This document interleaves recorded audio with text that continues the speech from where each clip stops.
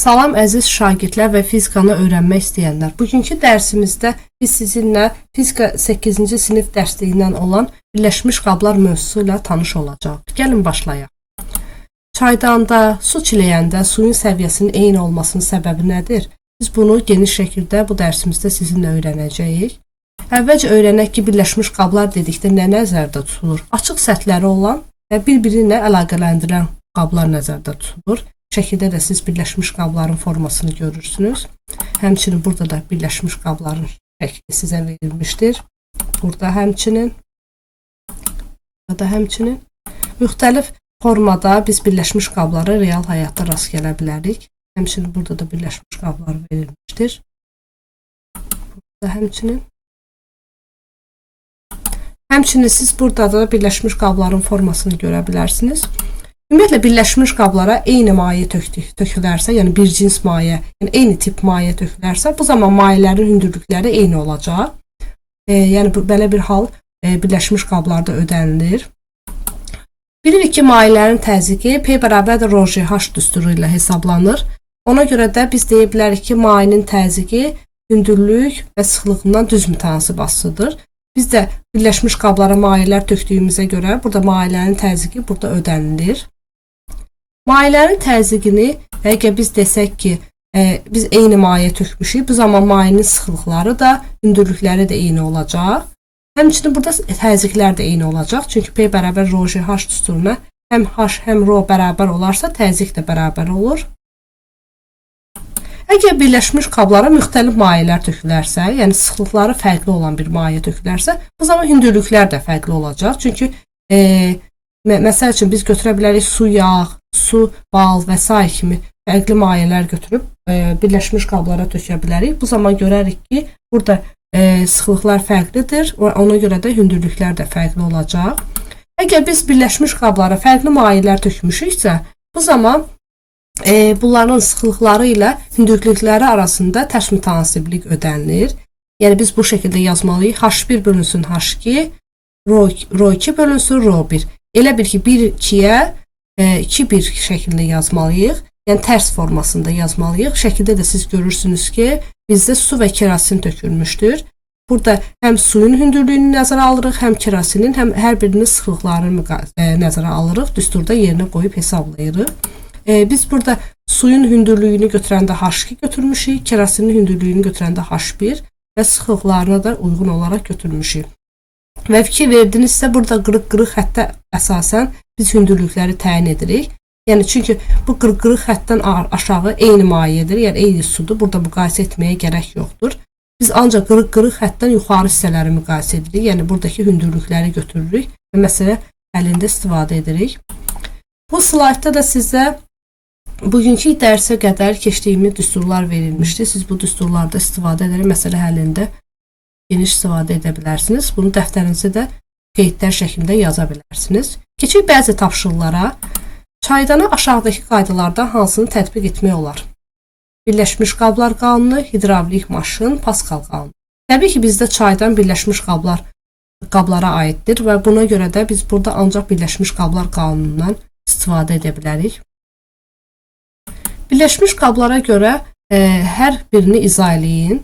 Yəni, bizə verilib ki, birinci halda görürsünüz ki, eyni mayədən tökülüb. Eyni maye töküldüyünə görə biz burada hündürlüklər də fərqlidir. Hündürlüklər eyni olacaq. Lakin ikinci şəkildə görə bilərik ki, mayələr fərqlidir. Mayələr fərqli olduğundan biz burada hündürlükləri də fərqli götürürük. Biz demişik ki, fərqli mayələr tökülən zaman birləşmiş qablarda hündürlüklərlə sıxlıqlar arasında tərs mütənasiblik ödənilir. Və ona görə də bizə məsələnin şərtində əgər verilirsə, birincinin sıxlığı ikincinin sıxlığından böyükdür. Bu zaman biz deyə bilərik ki, ikincinin hündürlüyü birincidən böyük olacaq. Çünki tərs mütənasiblik götürməliyik. Yəni, sıxlığı böyük olanın hündürlüyü azdır, sıxlığı az olanın hündürlüyü böyük olur. Burada da həmçinin müxtəlif formalı qablarda təzyiqləri müqayisə edin. Biz bilirik ki, əgər biz birləşmiş qablara müxtəlif mayələr tökürüksə, eyni maye, daha doğrusu eyni maye tökən zaman Bu zaman sıxlıqlar eynidir, hündürlüklər də eyni olur. P bərabər rho H düsturuna əsasən təzyiqlər də bərabər olacaq. Həmçinin burada da, bizdə burada artıq fərqli qablarda tökülüb su və mayelər fərqli qablarda tökülən zaman təzyiqləri bizdən soruşur. Biz bilirik ki, təzyiqlər P bərabər rho H düsturuna hesablanır. Bizdə mayelər eynidir, şəkildən görürük. Sıxlıqları eyni olacaq. Hündürlüklər də eynidir. Ona belə çıxır ki, bizdə mayələrin təzyiqləri də bərabər olacaq. Şəkildə təsvir olunan birləşmiş qabların birində civə, digərində isə su var. Təzyiqlərini müqayisə edin. Əgər biz bunların təzyiqlərini müqayisə etmiş olsaq, görərik ki, təzyiqlər fərqli olacaq. Çünki civə və su verilmişdir, fərqli qablar verilmişdir. Yəni, eyni qabda sadəcə fərqli mayelər tökülmüşdür və biz bunların təzyiqini müqayisə etmiş olsaq, əgər birləşmiş qablarda müəyyən müddətdən sonra mayelərdə elə bil ki, təzyiqlər və sıxlıqlar tərs mütənasillik kimi şəklində götürüləcək. Biz təzyiqləri müqayisə etmiş olsaq, biz deyə bilərik ki, bunların müəyyən müddətdən sonra təzyiqləri bərabərləşir. Çünki arada arakəsmə var. Arakəsmə nəticəsində təzyiqlər bərabərləşir. Lakin sıxlıqlarla hündürlüklər fərqli qiymətlərə malik olur. Çünki biz bilirik ki, civə ilə suyun sıxlığı fərqlidir. Bu zaman onların da hündürlüklərlə fərqli olacaq. Yəni, sıxlığı çox olanın hündürlüyü az olacaq. Sıxlığı az olanın hündürlüyü çox olacaq. Bu zaman təzyiqlərin bərabərləşməsi baş verəcək. Şəkildə bizdə verilib ki, içərisində spirt olan müxtəlif formalı birləşmiş qablarda səviyyələr düzgün təsvir edilmişdir.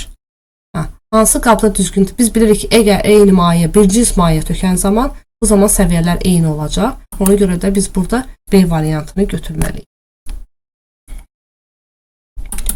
Şəkildə oturacaqlarının sahələri bərabər olan 3 çaydan təsvir olunmuşdur. Çaydanların su tutumları arasında hansı münasibət var?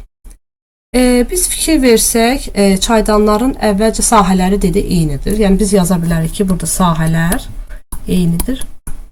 Sonra ikinci halda biz onların həcmlərini müqayisə etmək üçün hündürlüklərinə baxmalıyıq. Baxmalıyıq ki, hündürlük nə qədər su doldurmaq olar. Fikir versiniz, birinci halda biz suyu doldura bilərik. Şəkildə verilib əslində eyni hündürlükdə su töküblər. Amma biz bilirik ki, suyu bunların hündürlükləri eyni olacaq. Çünki bilirsiniz nəyə görə? Çünki hər birinin çaydanın yuxarı hissəsi, ya tökülən hissəsi hər birində eyni hündürlükdədir. Yəni biz suyu ancaq oraya kimi tökə bilərik. Ondan o tərəfə töksək, onsuz da bizdə su aşacaq. Yəni bizdə su daşıb töküləcək. Yəni bu mümkün deyil. Ona görə də biz baxıb görürük ki, burada hündürlüklər hər üçündə eynidir. Yəni biz burada başları bərabər götürməliyik.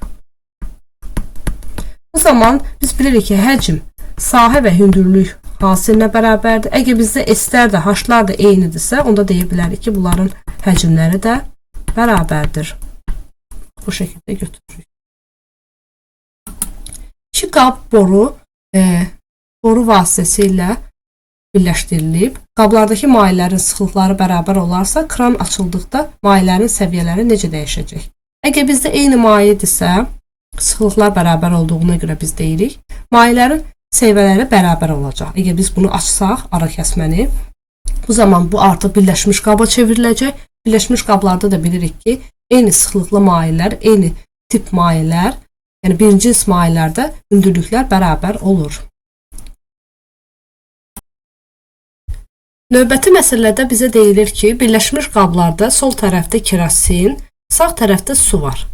Kerosinin sıxlığı 800 kiloqram bölünsün kubmetr, suyun sıxlığı isə 1000 kiloqram bölünsün kubmetr olarsa, qablardakı su sütununun hündürlüyünün kerosinin su sütununun hündürlüyünə nisbətini tapın. Gəlin əvvəlcə verilənləri yazaq. Verilənləri qeyd etsək, bizə yazılıb ki, kerosinin sıxlığı, yəni rho 800 kiloqram bölünsün kubmetr. Biz burada heç bir dəyişiklik getmirik, çünki vahidlər əsas vahidlərlə verilmişdir. Sonra bizə verilib suyun sıxlığı rho su 1000 kiloqram bölünsün kubmetr.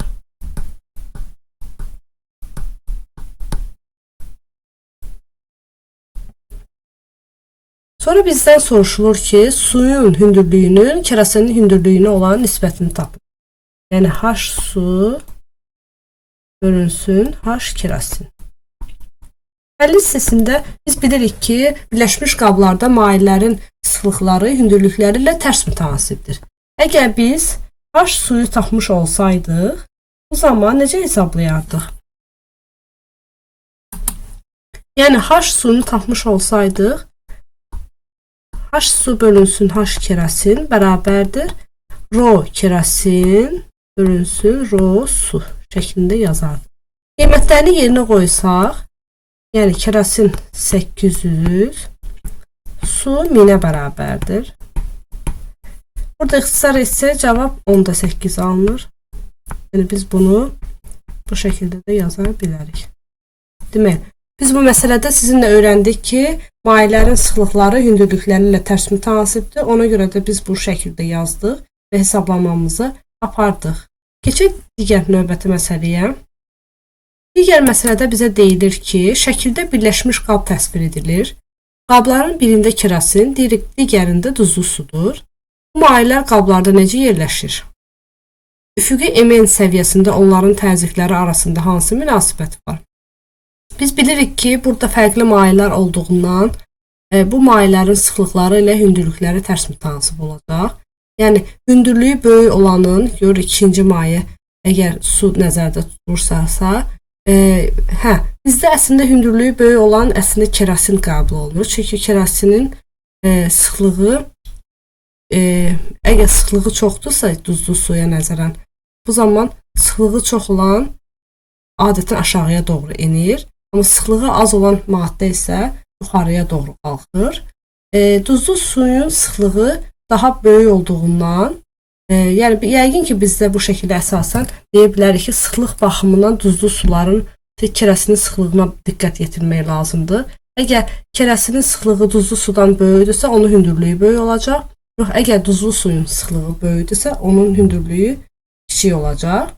Biz təzyiqlər haqqında ona deyə bilərik ki, birinci və ikinci hallarda təzyiqlər həqiqətən də bərabərdir. Çünki burada mayələrin hündürlükləri eynidir və mayələrin hündürlükləri eyni olduğundan deyə bilərik ki, onlar birləşmiş qablarda tarazlaşma baş vermişdir və ona görə də təzyiqlər də bərabərdir. Çünki biz bilirik ki, birləşmiş qablarda mayələrin təzyiqi P bərabər rho GH düsturuna hesablanır. Rho və H tərs mütənasib olduğundan, yəni biri artan zaman digəri azaldığı halda, o zaman təzyiqlər bərabər olmalıdır. Yəni bu münasibət ödənilir. Digər məsələyə baxaq. Digər məsələdə bizə deyilir ki, şəkildə təsvir olmuş qabın bir hissəsində qaz, digər hissəsində isə civə var. Atmosfer təzyiqi 0,1 megapaskal, civənin sıxlığı 13600 kiloqram bölünsün kubmetr, hündürlük verilib bizə, qazın təzyiqini tapın. Biz bu şəkildə fikir versəz, müqayisə etmiş olsaq, görərik ki, bir tərəfdə bizdə maye verilib, sağ tərəfdə mayenin təzyiqindən danışılır. Sol tərəfdə isə qazdan danışılır. Hətta mayenin üzərində müəyyən hava təbəqəsi də var. Yəni, burada atmosfer təzyiqi də nəzərə alınmalıdır. Gəlin əvvəlcə verilənləri qeyd edək. Atmosfer təzyiqi bir P0 ilə işarə edirik, yazırıq 0,1 mega 10^6'dır. Ona görə yazıram 10^6 Pascal. Civənin sıxlığı rho civə verilib bizə 13600. Burada heç bir dəyişiklik etməyəcəm.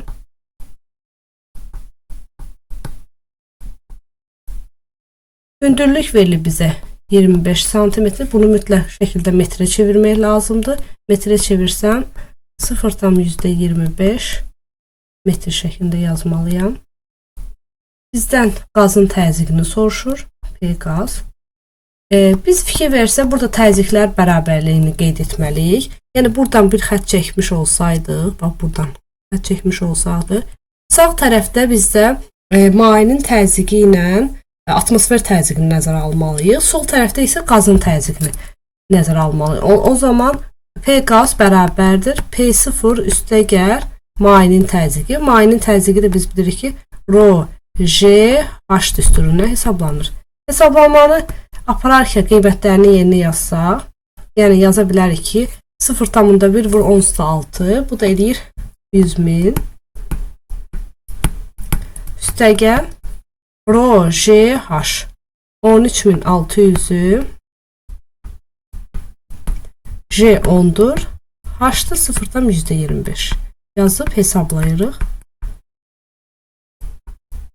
Burada 2 0 bu vergüllə vurulduğu zaman sar gedir. Digərlərini də hesablayaq. Hesablamanı aparsaq, yəni adi şəkildə vurub toplasaq, cavab eləyəcək 134.000 Pascal. Bunu hətta biz kilopaskal şəklində yaza bilərik. Kilo bilirik 1000-ə bərabərdir. Bu zaman cavabımız 134 Pascala bərabər olacaq. Deməli biz bu dərsimizdə sizinlə birləşmiş qablar qanunu ilə tanış olduq. Bildik ki, birləşmiş qablar dedikdə bir-biri ilə əlaqələndirilmiş açıq səthləri olan qablar nəzərdə tutulur. Bildik ki, birləşmiş qablarda mayilərin əgər eyni maye tökülmüşdürsə, o zaman mayələrin hündürlükləri, sıxlıqları və həmçinin təzyiqləri də bərabər olacaq. Amma əgər fərqli mayələr tökülürsə, bu zaman mayələrin sıxlıqları ilə hündürlükləri tərs mütənasib olacaq. Bu şəkildə yazırdıq. Həmçinin sizinlə bu mövzuya aid bəzi tapşırıqlara baxdıq və bu tapşırıqlar sayəsində siz öyrəndiniz ki, həmin öyrəndiyimiz bu düstur, birləşmiş qablarda ödənilən düstur məsələ həllində necə tətbiq olunur. Dərsimiz bu qədər. Gələn dərslərə qədər sağ olun.